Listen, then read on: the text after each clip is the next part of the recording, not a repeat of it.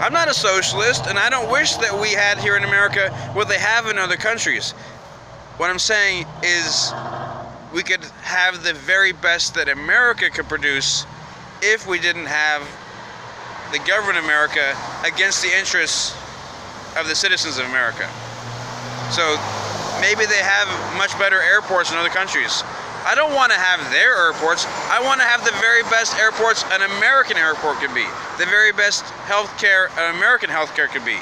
I want the very best American roads. I want the very best American cars. I want to be able to say American cars and like, American cars. I want to be like, American cars. I want our cars to be the best. I want what we create in this country to be the very best. But I don't just wish we had something like from another country. I think America could create the very best of all these different industries. If we're agree yes of do our best, agree yes of no fraudulent activity in the mix, agree kick out the corruption, if we could agree, again, do our very best. We have creativity. If we could think that thinking itself is a good, communicating itself is a good, sharing information is a good, everybody having a nice happy day is a good. If we could have any kind of agreement on that, then what America create would be the best that any country could ever create, because of who we are and our values as a country. Not many other countries don't have ethics. Our country has a long way to go to upholding ethics they knew about 2,000 years ago or more. Or imagine like the Native Americans, what they understood of ethics, what you could just read in a poem, where they clearly understood of living in harmony with nature as a value to having a good life was like obviously. And Western ethics have a lot to incorporate from, let's say, Native Americans or other indigenous cultures. But our country is supposed to have a set of laws based on ideas, not on what somebody looks like. And I think we're doing a good job on that. I don't think we're having a lot of difficulty about that. I think we're having a lot of bureaucracy.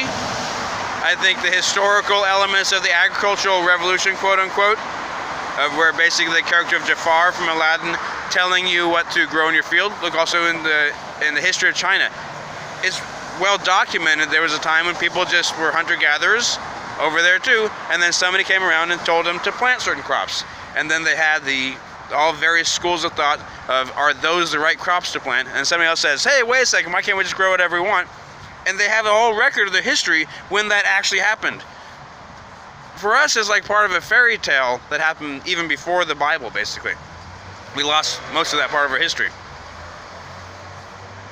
So if we can get out from under the bureaucracy, and the cryptocurrency revolution is all about that, the decentralization, what it means is, in my life, if the decision is going to affect me, then I'm right there helping make the decision, not somebody else. And if there is somebody else helping make that decision on my behalf, I know about it and I agree to that. And I can also retain back that power unto myself. So if the decision affects me, then I'm there making the decision, not somebody else instead of me, over me, on me, some mind warp or hypnosis. So if we get the hypnosis out of America, the American dream can happen.